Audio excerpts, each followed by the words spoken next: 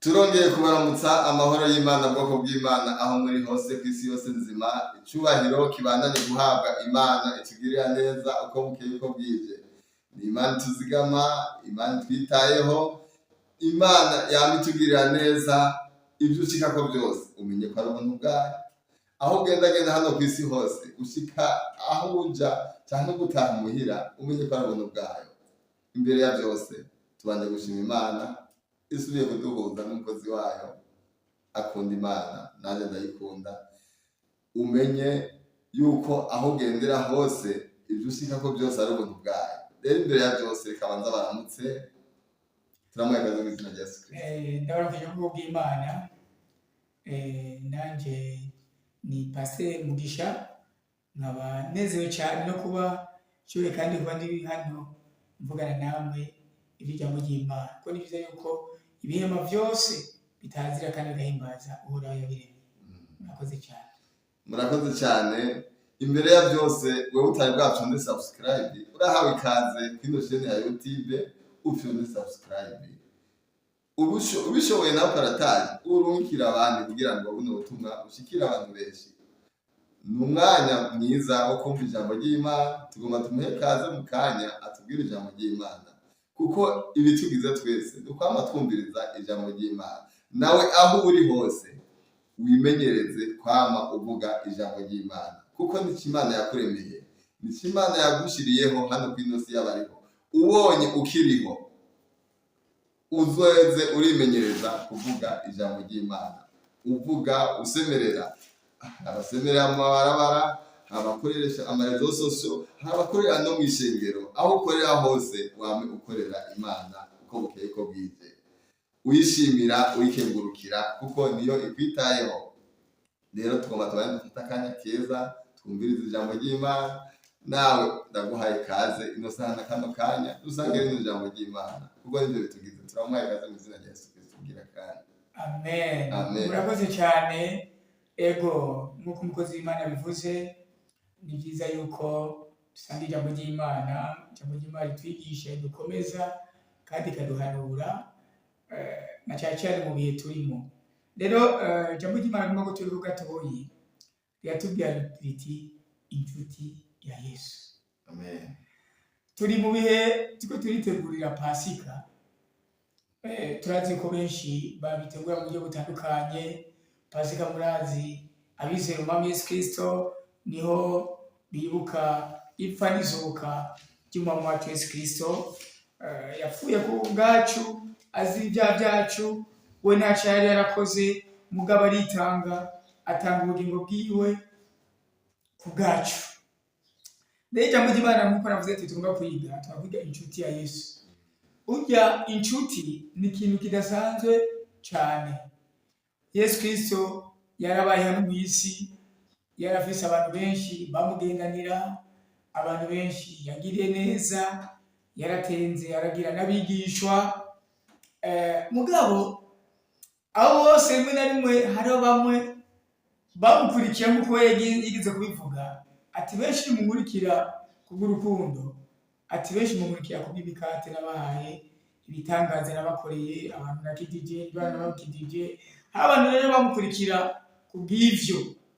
Cyo ijambo ry'Imana bwati tugomba kwiga inshuti ya Yesu. Tugomba turabe umuntu yubahutse akerekana ubucuti bwiza kuri Yesu Kristo, aho abandi bari bahunze bagize ubwoba.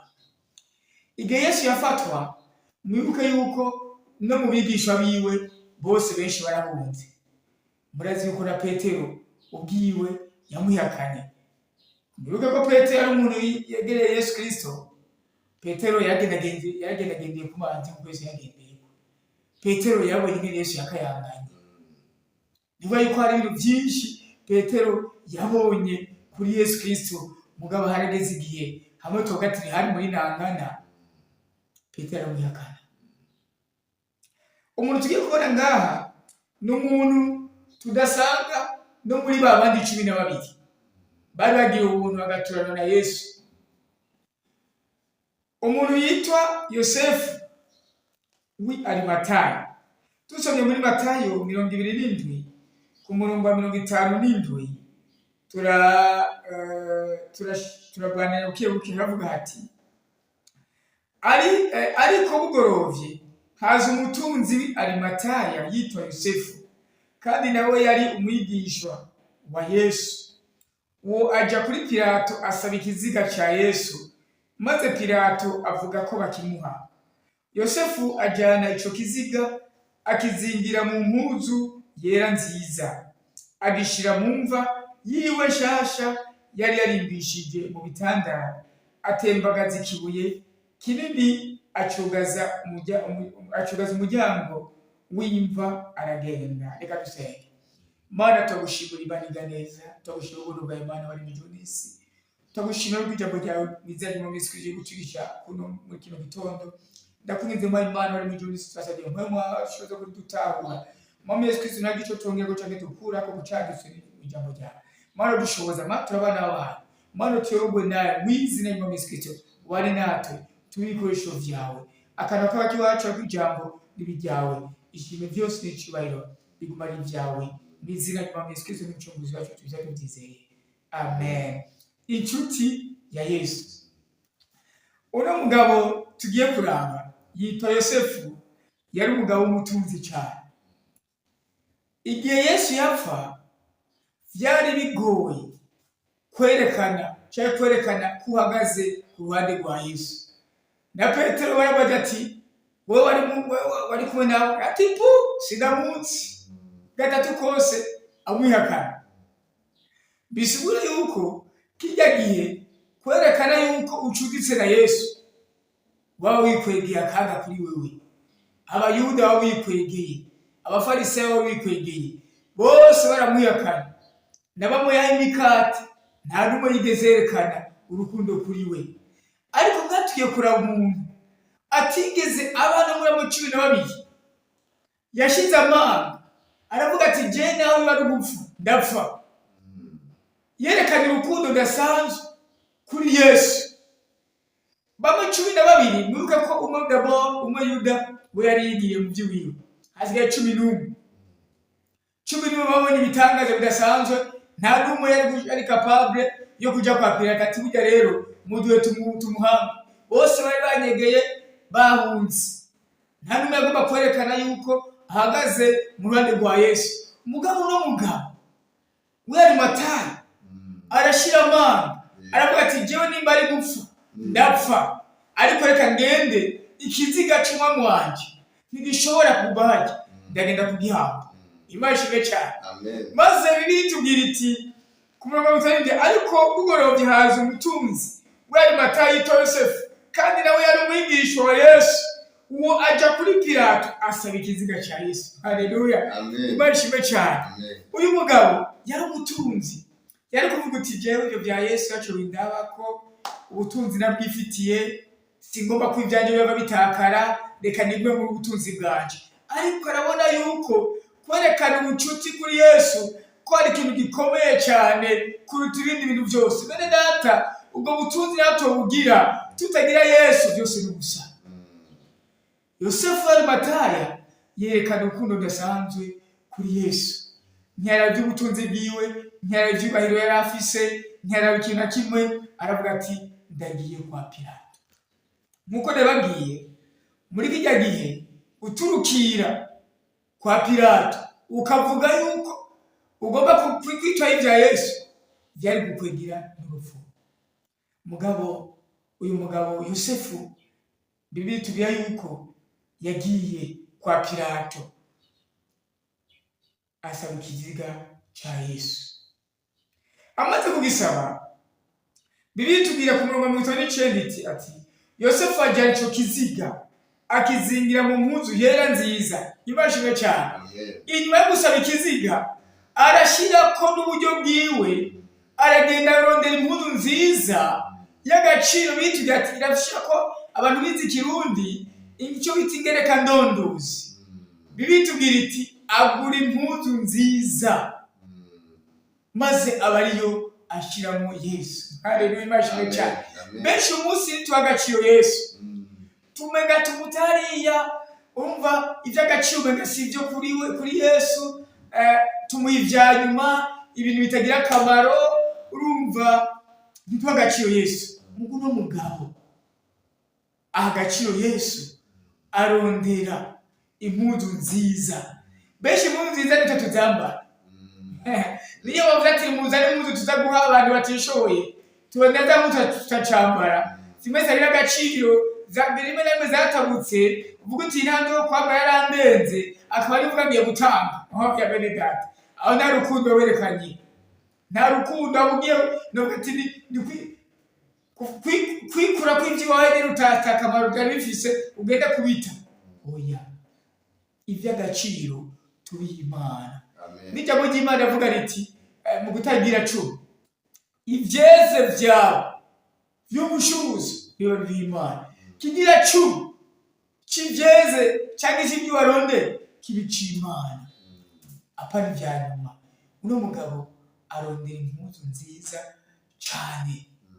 Mbega uyu munsi nawe ni iki ugomba guha Imana? Ko rero tuvuga tuti wowe Mana ndagukunda, Mungu ndagukunda, tukarira mose uzakarira, Mungu y'Imana tukagira gute, mugabo ageze gutanga ibihumbi 10 ukanyegeza, ugatora agasensa, akaba ari goje ko Mana ndagukunda. Mugabo ibihumbi 10 umukunzi wawe agusabye umugore ni mu bihumbi 100 wamugurira, amafirigo yacu turuzuza inyama n'ibiki biryoshe cyane, mugabo utanga mu ngo y'Imana ugasanga utagira ibintu n'umuntu utomuha bavyemeye. Mbega inshuti y'Imana, nimba uri inshuti ya Yesu, ugomba gutanga bya bintu by'agaciro ku Mana. Mbega ni iki cy'agaciro kuri wewe?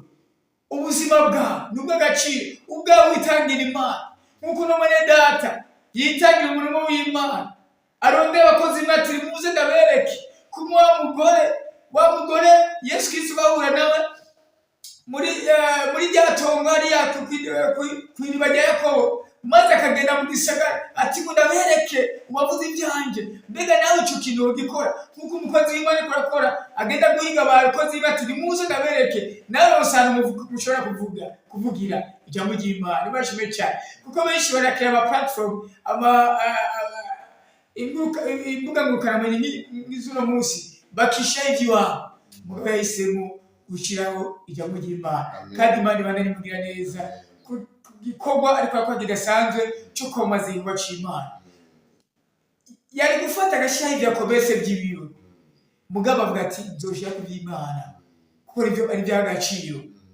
Mbega bene data, ko Yosefu yakoze igikorwa ciwe agatanga impuzu ziwe, Bibiliya atwereka yuko ku 60 yaravuye batuga ati agisha mu mva yiwe nshasha. Imva yari yarimbiye ngo azomuhambemo kiri nshasha niyo yatwayemo Yesu. Haleluya. Bene data, niduha ibyaboze Imana. Umuntu akagaca ngaho mu myaka yo gukora hagukorera Imana akayitagaguza mu vyindi, amaze kumutama w'imyaka 50 kiduga n'imisozi ngo bakorera Imana. Si gukorera Imana ushaka umugabo ukibasha korera Imana. Amina. Ukibasha kuduga imisozi ibiyari, ukibasha kubigenda korera Imana. Amina. Uno mugabo Yosefu wari Matari atanga nimba yiwe yanishashe. Uyu ni werekana ubucuti bwiza. Abandi bahunze, abigisho bahunze, babandi benshi bigira ko bamukunda bahunze, mugerekana urukundo rudasanzwe, yerekana ubucuti budasanzwe kuri Yesu. Atanga impuzu yiwe nshasha, imva yiwe nshasha, aba ariyo ahambamo Yesu. Mbega bene atarawe umunsi, reka mubaze, ni iki uragomba gukorera Imana? Ni iki ugomba gutangira Imana? Ko benshi bavuze gutanga ngo mbega Imana iragivyo, mbega Imana iragira ibiki? Korera Imana yakibura, tangira Imana yakibura muri data. Reka gushamara byinshi cyane. Uno mugabo nta biharo yashira mu biharuro, yaguca igumiro yibereye. Mugabo yashize urukundo, akunda umuntu we yerekanye urukundo rudasanzwe kuri Yesu. Aho abandi bari babwiye nawe neza muri kuno munsi, kuno Mana guhamagarire kwerekana urukundo rudasanzwe kuri Yesu Kristo rwo kwitanga n'ivyawe itangi. Benshi ngo Imana ntiyajyana byigira gute, uyu mugabo yatanze n'ivyawe by'iwiwe, byari by'iwiwe personnel, yafise duwa yo kuvuga ati imva yanjye ntayo nanga bazoyimpambamo, izi nkuru zanje niyapfa zo muzompambamo. Mugabo yabonye ko Yesu ari uw'agaciro kuruta ibindi bintu byose. Kuno musende kumamagarire kwizera umwami Yesu ni umwami adasanzwe, umwami w'abami yitanze mu bugingo bwawe, aratanga ubuzima bwiwe, asesa amaraso yiwe ku bwacu. Ivyo bitahuye uno mugabo Yosefu yabitahuye, nawe uhoraho mpamwe gutahuze ko atagira cy'agaciro kiriho ni muri nosi umwami Yesu. Imana ibageza cyane abumvise rino jambo, Imana ibashoboze kubitara mu by'imwemu n'ibihe byiza. Amen. Murakoze cyane, murakoze mu mwaka mwadukurikira. Wumvise inshuti ya Yesu, nawe ndakwifuriza kuba inshuti ya Yesu. Abigishwa bose bari bahunze, mugabo uwo Yosefu aremera agenda gusaba ikiziga cya Yesu. Ivyari byoroshe, umuntu bishe kandi bose bari bavuga ati ngo nabambwe. Rero kumva uwo muntu yarubahutse akagenda akavuga ati imico kiziga je nze guciyambere ni inshuti ya Yesu koko. Nawe ndakwifurije ino sana kano kanya kumva woba inshuti ya Yesu. Mu byo ugenda ucamo byose ugerageze gukora ibinezereza Imana, uzoba uri inshuti ya Yesu. Wirinde gukora ibidahisha icubahiro Imana. Ndakwifurije kwama ukora ibinezereza Imana aho uri hose, kugira nayo ikwite inshuti yayo. Imana ikugire neza, Imana irushizeho kwitaho, Imana irushizeho kurwanirira. Ndumva ko turangiza n'isengesho kuko twatangiye isengesho. Murakoze cyane, reka dusenge dushimira Imana. Kuno mwanya mwifuza nawe kuba inshuti ya Yesu, nawe bitoroshe birondera kuba inshuti na Yesu. Amen. Birasaba ikiguzi nkuko Yesu byamusabye ikiguzi, mugabo ube umuntu witeguye gutanga icyo kiguzi. Reka dusenge. Mana urabona bijunsi n'izina Yesu Kristo, tugushimira kuri kana kaduhaye, tugushimira ku ijambo rya mwami Yesu Kristo yamagarira kuba inshuti ya Yesu. Uno mugabo Yosefu yakoze icyo agomba gukora, ubu nahacu natuma mwami Yesu Kristo ko gukora icyo gikorwa. Ndakwinze Imana, umuntu wese uvuze no jambo Mana mushoboze kurondera kuba inshuti na Yesu. Mwene data, uno mugabo igihuwa yakoze cyaranditswe, uyu munsi turamwigirako, uyu munsi turabona bavuze kubaciza. Mbega natwe ubuzima bwacu mbega tubukoresha gute? Uyu mugabo ya profise akoresha uburyo Imana yamuhezagije, akoresha amafaranga yiwe, akoresha ubumenyi yari yararonse, maze arashika kwa Pilato asagiziga. Mbega umunsi natuma mwene data udushoboze gushira amanga tugukorera Imana, natwe twitwe inshuti zawe. Hezaga Mana umuntu wese muzino jambo, ushoboze kuri gutahuza mu by'imwemu, ishimo byose n'icyo n'ibyawe mu izina rya Yesu Kristo n'umucunguzi twari byizeye. Amen. Nawe utari bwashonde subscribe, turongeye kuguha ikaze kuri channel ya YouTube kugira ngo ubandanye kwagira imigisha y'Imana. Shunda subscribe, ugire share, partage, uno butumwa bushikira abantu benshi. Imana yare. Ongera ugire na jeme. Na jeme. Ukunde gire kiganiro. Imana iguhezagire. Isangiza abandi. Imana ikugire neza, iguhezagire. Tuzosubira ikindi gihe, Imana izoturasa ubundi mwanya. Mwari kumwe na Jedeon Niyogira na Pastor Mugisha. Imana irushirize kubagirira neza, kubahezagira, na cyane cyane niyo yanaturemye kandi yaturemye mu shusho yayo. Imana irushirize kugwanirira uri mu ntambara zitandukanye, ikubere itabara, ikubere kiremesha, ikugwanirire icyubahiro cyose kibandanye guhabwa Imana. Mugire ibihe byiza, mwarahezagiwe. Amen. Yesu abahezagiye. Amen.